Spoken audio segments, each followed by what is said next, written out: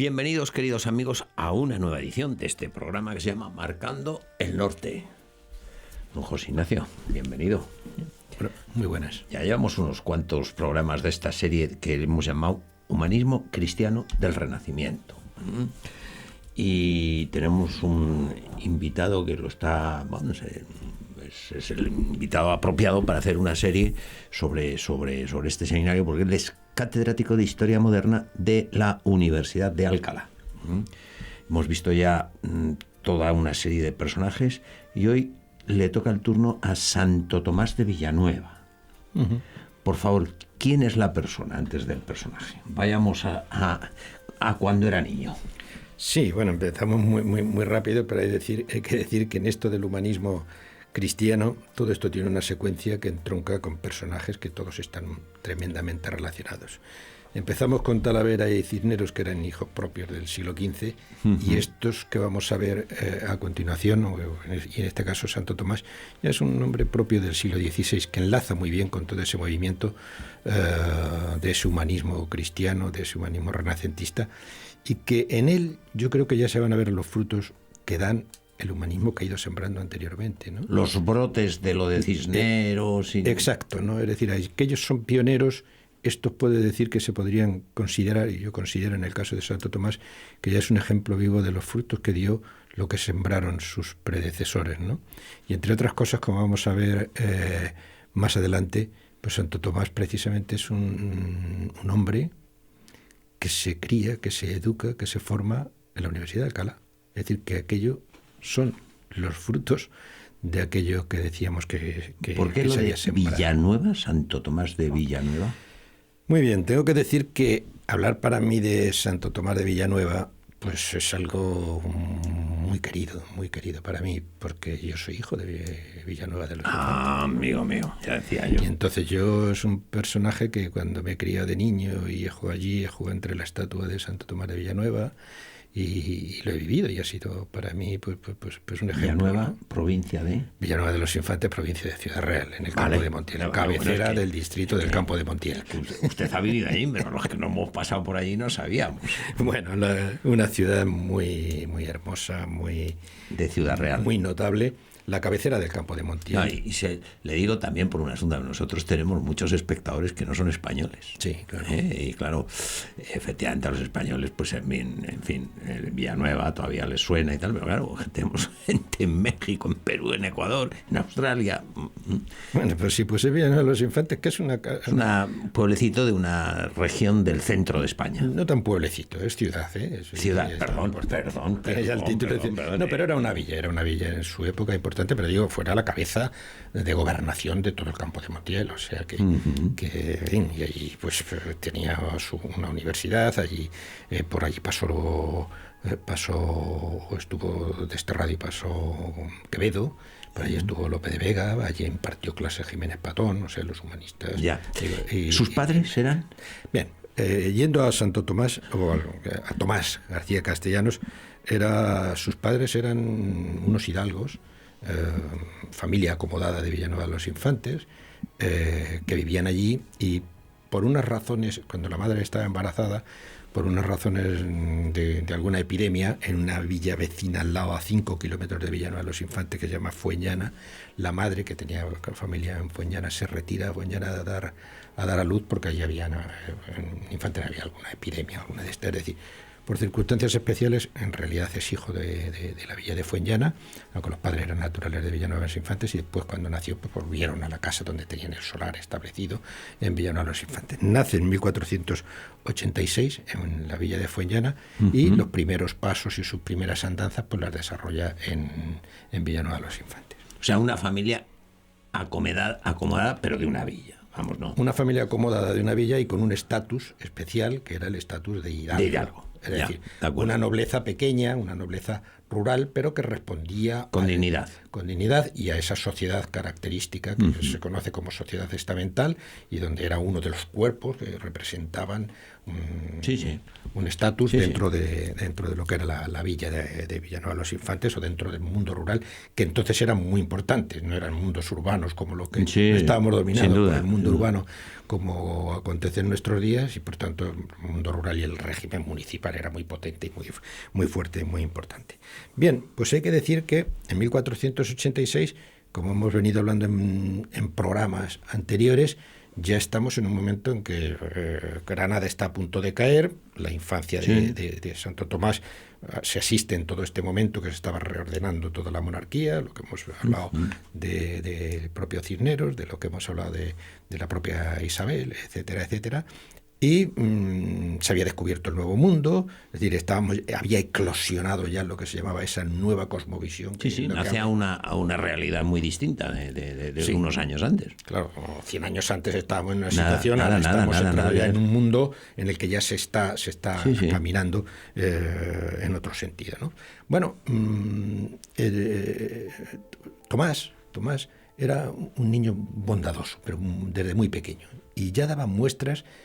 Claro, la crianza que debió tener los padres, también eran personas devotos, sobre todo la madre. Desde muy pequeño él ya sentía, estaba tocado por el elemento de la caridad.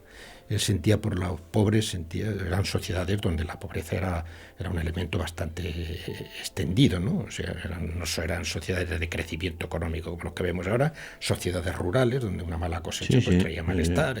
Hay que ponerse, quiero decir que hay que ponerse en el lugar. Y claro, las clases más desfavorecidas pues se pasaba hambre, se pasaba necesidad. Y por tanto, que era de familia más bien acomodada, desde pequeño sentía verdaderamente caridad por el necesitado. Y se quitaba su propia ropa y se la daba a los necesitados con 10 años. O sea, era una persona que estaba tocado por la virtud de la caridad desde muy pequeño. Enseguida empezó sus estudios en Villanueva, que tenía ya fundados conventos, allí había un convento de franciscanos, y parece que los primeros estudios los realizó allí en Villanueva de los Infantes, en el convento de franciscanos. También había un colegio menor, donde desarrolló los estudios. Pero muy pronto, su padre, claro, querían que los hijos inmediatamente pues se formaran. Claro. Estábamos en un movimiento de renovación, el padre era una persona, bueno, pues de mediano pasar, y por tanto tenían cierto nivel cultural. Pero es interesante, esto es difícil contestar, por qué su padre lo mandó a estudiar entre 10 o 12 años, concretamente creo que en el 1502 creo que llega a Alcalá, ¿no? Alcalá de Henares. Y es interesante porque el padre, Alcalá está más cerca de Ciudad Real, evidentemente, ¿no? Pero no creo que fuera problema de la distancia. ¿Por qué no lo mandó a Salamanca? Es decir, debía tener ya Alcalá, evidentemente la universidad empieza a fundarse en 1499, pero todavía no ha echado a andar. Sí. Lo manda a Alcalá, yo creo que tendría que ver con algo del franciscanismo, ¿no? Él había estudiado con franciscanos, lo manda a Alcalá, y había otro convento franciscanos, y lo manda a estudiar a los franciscanos, que tenían ya allí unos estudios, ¿no? Que ocupaban lo que es actualmente el Colegio San Pedro y San Pablo, ¿no? Al lado del... Pegado a San Ildefonso, a la fachada esa bonita que... Exactamente, ¿no? Y lo manda a estudiar a los franciscanos de allí, de Alcalá. Y allí él hace el bachillerato, ¿no? El bachillerato no es como ahora esto que llaman los grados es lo más parecido a los actuales grados, ¿no? Una formación general, pero que era básico para entrar en la licenciatura, para hacer una licenciatura. Y hace un bachillerato en artes. Claro, el bachillerato que para hacer en artes también se estudiaban lenguas, y era un bachillerato, digamos, bastante sólido, ¿no? Por tanto, se sitúa allí. Probablemente es muy posible, quiero decir yo, que en todo el corazón de Castilla, todo aquel movimiento y que encarnaba no solamente el franciscanismo, sino el propio Cisneros, que allí ya en Alcalá se viera que podía ser aquello la espina dorsal de toda la reforma que estaba poniéndose ya en marcha, y que en la que iba a ser una realidad inmediata, pues la propia Universidad de Alcalá. Entonces, como digo, empieza sus estudios en artes, lo que llamaban en artes, lo que era filosofía, historia, retórica, lenguas y todo esto, para llegar a hacer estudios de teología, para dar el salto a la teología. Y justamente en 1508 que se inaugura o que empieza a funcionar la Universidad de Alcalá, el Colegio Mayor de San Ildefonso y la Universidad de Alcalá, él ingresa en ¿Primera promoción? En la primera promoción de colegiales de San Ildefonso con beca. Es decir, recibe una beca como colegial para hacer los estudios en el Colegio Mayor de San Ildefonso y allí entra. En la primera promoción, es decir, fue uno de los seleccionados para estudiar por el propio Cardenal Cisneros, que fue quien los elegía, ¿no? Y en 1512 desempeña ya la cátedra, de arte. ¿No es todavía religioso? No, todavía no es religioso. O sea, es un laico que llega a ser catedrático. Que estudia, que en su presencia en Alcalá, entre sus compañeros, ya da unas muestras de unas virtudes destacadas, incluso como orador, como estudiante, como compañero, como persona y como persona ya caritativa. Todo eso ya... ¿Y catedrático? Y en 1512 ya ejerce una cátedra en artes, la cátedra en artes, o sea, ya era un regente, ¿no? Y bueno, ya digo que era muy bien estimado, y desde el año 12 hasta el año 16 desempeña su magisterio en la Universidad de Alcalá. ¿Qué pasa en el 16? No, desde el 14, digo, del 12 al 16, desempeña su cátedra. Claro, el 16 va a ser un punto de inflexión. Pero me interesa destacar que él tiene allí, entre los alumnos que tiene, pues el Domingo de Soto, por ejemplo, ¿no? Toma ya. Domingo de Soto, Juan de la Encina, o sea, tiene alumnos destacados, bueno, y ejerce como un profesor querido, destacado y notable, muy notable. Yo creo que tal es así que en el año 16 la Universidad de Salamanca, ya estaba disputando con Alcalá, lo llama para que ejerza su magisterio en la Universidad de Salamanca. Pero lo rechaza. Él rechaza ir de profesor a Salamanca. Y es que algo ya tenía él en su corazón, en sus sentimientos, que él decide dejar su magisterio en la universidad y hacerse monje. Y entonces se va a un convento de agustinos en Salamanca y se hace fraile. Y abandona su carrera brillantísima en la universidad. Carrera brillante en Alcalá, apreciado, respetado, llegó a ser conciliario también formaba parte del consejo, todo esto, y en el 17 se va a Salamanca. Y se hace agustino. Se hace agustino, entra en la orden de San Agustín, que bueno, pues era una orden también muy apreciada. También había que reformarla, pero él cumple de esa manera con su vocación. Hay que decir que justamente en el año 17 que se va él a Salamanca, en el año 1517 es el año también que muere Cisneros. Muere el cardenal Cisneros. En el año 1517 se dan circunstancias tales como que es el 1 de noviembre, el 11 muere Cisneros. El 1 de noviembre Lutero clava sus tesis, las 95 tesis, en la puerta de la iglesia de Wittenberg. Y en el 17 llegó el rey Carlos, procedente de los Países Bajos, viene a tomar posesión de la herencia. Su madre estaba inhabilitada, la reina Juana conocida como Juana la Loca, está inhabilitada, y él viene a tomar posesión como el nieto de los reyes católicos, que era el que iba a unir por fin los reinos, y además un gran patrimonio que lo vinculaba también a Austria. Claro. Y a partir de 1517... El ducado de Gante, que lo va a incorporar, y después va a venir lo de Austria, quiero decir, porque es nieto de Maximiliano, pero Maximiliano todavía es emperador en 1517, aunque en el 19 muere. Me había ido por yo tanto, un año importantísimo al personaje, y a partir de aquí ya empieza la carrera, digamos, eclesiástica. Empieza, es decir, las concomitancias que tiene con las personas, con los personajes que hemos ido viendo en anteriores programas, pues son notables. Él llega a hacerse fraile, pues justamente en el 18 y en el 1486, pues cerca de 30 años. Es decir, no son de estos que profesan con 15 o 16 años y toman hábitos. Madurez. Es decir, yo creo que habían interiorizado ya sus enseñanzas. Y era un catedrático era un catedrático de universidad antes de hacerse. Claro. Antes de hacerse. Claro, efectivamente, ¿no? Y por tanto, entra. Sí, pero como usted decía, pero desde pequeño su madre le había inculcado la caridad y... Sí, esto era algo que se vivía, la necesidad de reforma, la necesidad de la espiritualidad que la vivían muy... Y sobre todo, claro, trabajaban mucho la idea de la virtud. En estos momentos todo...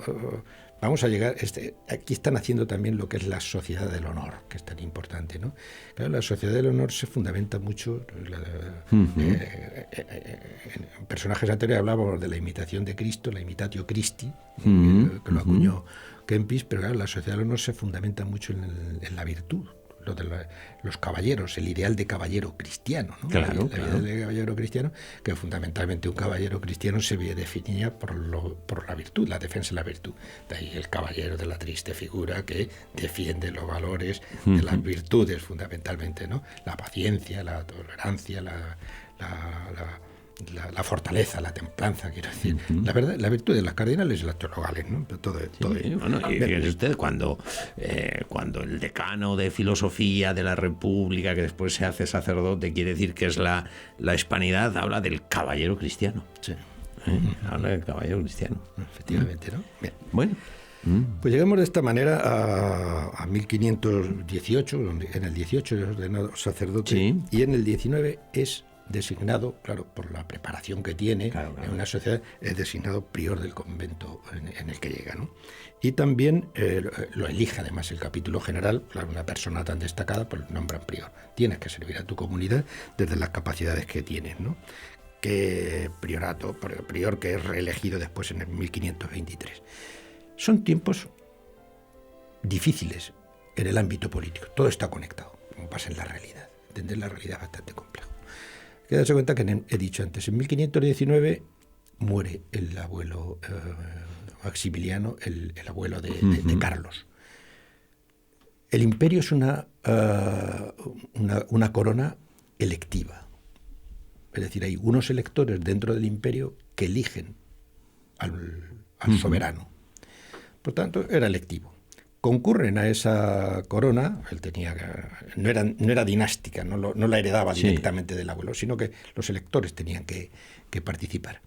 Claro, concurren, era importante desde un punto de vista político y de la cristiandad controlar, si hemos visto que la política matrimonial quería hacer las monarquías cada vez más espaciosas, controlar también el imperio o ser la dignidad, que es un término que define lo que era aquello. También la dignidad era una cuestión muy importante, porque el emperador no tenía más poder, por ejemplo, que el rey de Francia o que el rey de Inglaterra, pero en dignidad, por supuesto, la dignidad. Claro, y en sociedades verticales, pues esto tiene su importancia. Hoy no se entiende mucho, pero eso tiene su importancia. Por tanto, aspirar a la corona era notable. Enrique VIII aspira, Francisco I aspira, y Carlos aspira, y además había sido su abuelo el titular y estaba en la Casa de Austria desde el siglo XIV. Por lo tanto, él aspira al imperio, concurre al imperio, había que pagar dinero con los electores, se invertía, ahí llegan los banqueros genoveses y prestan dinero y tal. Bueno, ¿quién lo puede devolver? Bueno, como estaba ya también las rentas de Indias, que eran rentas de Castilla, pues la podía pagar, los banqueros financiaban ya empresas y todo esto. Quiere decir que desde el punto de vista socioeconómico, la nueva sociedad o el modelo socioeconómico que se estaba imponiendo era el previo o el embrión de lo que podemos llamar un capitalismo mercantil. Sí. Es decir, el feudalismo tradicional... Cambio absoluto en la sociedad. Sí, claro. Las dependencias personales, esa de protección, yo te protejo, tú me mantienes, porque y mantienes las armas, el mundo feudal que no está muy bien explicado, creo yo, ¿no? Pero el mundo feudal, que tiene su lógica cuando venimos de señores de la guerra, en momentos de una inestabilidad total, tienen su importancia, ¿no? Entonces, quiero decir que desde el punto de vista socioeconómico esto está cambiando. El mundo mercantil hace falta dinero, por ejemplo. Es decir, hace falta plata. La plata no solamente es por la ambición, la plata también es una necesidad socioeconómica porque permite generalizar los intercambios. Y al generar los intercambios lo que se produce es crecimiento económico, por tanto, mayor riqueza. Y un rey también tiene mucho más poder cuanto más riqueza tiene, no a nivel particular, sino a nivel patrimonial y a nivel de comunidad. Bien. Sigamos con su carrera eclesiástica porque nos quedan muy poquitos minutos. Bueno, pues entonces vamos a ir. Entonces se hace con el imperio, Carlos. Tiene que ir a ser coronado rey de romanos y también para ser emperador del Sacro Imperio. Por tanto, abandona Castilla. En Castilla hay que decir que cuando llega Carlos, que Cisneros va a recibirlo y muere en el camino, en el 1517, y va a recibirlo y está intentando parar un movimiento de la nobleza castellana que no quería que viniera Carlos, con una corte de flamencos que iban a ocupar todos los oficios en Castilla. En todo este tráfago de revolución y de cambio, Santo Tomás de Villanueva, ¿dónde está? Él está ejerciendo como prior de los agustinos. Ya es provincial. ¿Cuándo llega a ser obispo de Valencia? Pues todavía falta en 1544. Hasta 1544. Que vamos a tener que dar un salto. Sí, porque el tiempo nos obliga a saltar. Aparece me parece una etapa importante de las comunidades, y entonces es cuando se revela Padilla en Toledo, y allí los agustinos de Toledo toman posición por los comuneros, por los de las comunidades, y concretamente por Padilla, y etcétera, etcétera. Y Santo Tomás se pone del lado de la legitimidad dinástica y se pone del lado del emperador. Cuando vuelve el emperador, a partir de eso se traba una relación entre el emperador y, cuando lo conoce además como predicador, lo nombra predicador de él, y se hacen muy amigos y muy unidos. Se vincula mucho con el emperador con él, y lo nombra incluso predicador real. Ya entonces tiene él fama de predicar bien. Era un predicador extraordinario, debía de ser. Bueno, tenemos textos que hablan, pero quizá, si quiere puede leer alguno de los textos. ¿De la fama de predicador? Sí, por ejemplo, la influencia, el impacto que tenía. Esto lo dice el padre Solón, que es uno de sus primeros biógrafos, de sus biógrafos. En cualquier ciudad o pueblo donde llegaba, era cosa notable, luego que predicaba allí este siervo de Dios, el efecto que hacían sus sermones. Eran tan visible que se veían luego convertirse grandes y escandalosos pecadores, remediarse los vicios públicos y de todos los estados acabarse enemistades y bandos antiguos. ¿Cambiaba la gente? Llegaba a los corazones de la gente. Era un predicador, fue predicador real, del emperador, ¿no? Bueno, se vinculó de tal manera que Carlos lo quiso hacer arzobispo de Granada. Él no quería cargos ni oficios de esta magnitud, renunció al arzobispado de Granada, lo quiso llevar a Trento, en las primeras sesiones de Trento, por razones de salud no llegó a ir, y en el 44 lo nombraba arzobispo de Valencia. Ser arzobispo de Valencia tiene una importancia extraordinaria. Valencia era una diócesis, pues que había tenido arzobispos asentistas totalmente. El propio Alejandro VI había sido arzobispo y nunca había residido allí, o sea, estaba dejado de la mano de Dios, de la mano de sus pastores, mejor dicho, ¿no? Y por tanto, lleno de moriscos, pero es que la frontera del Islam estaba al otro lado, y las naves venían con musulmanes a rescatar, a buscar cautivos. Los señores abusaban, aquello era un desgobierno total. O sea que tenía que entrar, y se hizo cargo del arzobispado de Valencia. En el arzobispado de Valencia produjo una transformación pues más que humana, es decir, porque empezó a cambiar aquella sociedad. Claro, se daba cuenta que lo primero que tenía que cambiar eran los propios clérigos. Claro. Los clérigos no tenían formación y había. Fue el que fundó el primer seminario del mundo. Lo dijo usted en un antiguo, que se adelantó a Trento. Se adelantó a Trento y fundó un colegio para... Fundó un seminario antes de que Trento dijera... Sí, antes de las resoluciones tridentinas. Se dio cuenta de la importancia que tenía la formación de los sacerdotes. Claro, si no tengo buenos sacerdotes y que vayan a predicar, y pues que quién es el que forma. Primero hay que formar al formador, ¿no? Claro. No podemos transformar la sociedad si no tenemos. Crea un colegio de la presentación y crea un colegio también para niños moros, ¿no? Para niños moros. Moros. Sí, moros. Moros, para niños moros. Es decir, su labor pastoral es extraordinaria. A la vez, todo eso lo conjugaba con la caridad permanente, ¿no? Es decir, la gran parte de las rentas del arzobispado no eran para el lujo y para la defensa de la dignidad, sino que las utilizaba para el reparto. Me ha pasado usted aquí otro texto sobre la caridad de él. Sí. Si vieras a Cristo pidiendo, ¿no le darías tu corazón como limosna? Qué bonito, ¿no? Si vieras a Cristo pidiendo, ¿no le darías tu corazón como limosna? Pues es Él quien pide limosna en el pobre. No le cierres las entrañas de compasión, que se ha transfigurado de pobre. Impresionante. Maravilloso. Impresionante, claro. Santo Tomás, o sea, un intelectual, un catedrático y un hombre santo. Y un hombre santo. ¿Cuál es el final de Santo Tomás que tenemos que acabar? El final, él muere en 1555, año que se produce la paz de Augsburgo. Habría que explicar que entre el 21, no nos da tiempo, desde la dieta de Augsburgo, es decir, el problema protestante, la concordia que trata de establecer el emperador con Lutero, donde sancionan a Lutero, que inmediatamente los intereses políticos se hacen con él, porque el duque de Sajonia lo coge con las predicaciones ya que había hecho Lutero, dice, esto me viene muy bien para mis intereses particulares políticos. Yo cojo y a través del discurso que está haciendo y de ruptura, yo puedo convertirme también en un príncipe soberano, o me puedo alcanzar la soberanía, el independentismo, el soberanismo frente al imperio. Eran príncipes que estaban dentro del imperio, su soberano era el emperador.